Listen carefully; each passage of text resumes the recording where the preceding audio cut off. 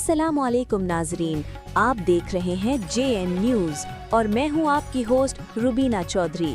सबसे पहले नजर डालते हैं आज की अहम खबरों पर। खबर शामिल करते हैं शहर कराची से bureau chief Ashraf Ali Khokhar SSP district south Mahjoor Ali के अहकाम पर जिला भर में रोजाना की बुनियाद पर कॉम्बिंग सर्च ऑपरेशन जारी हैं।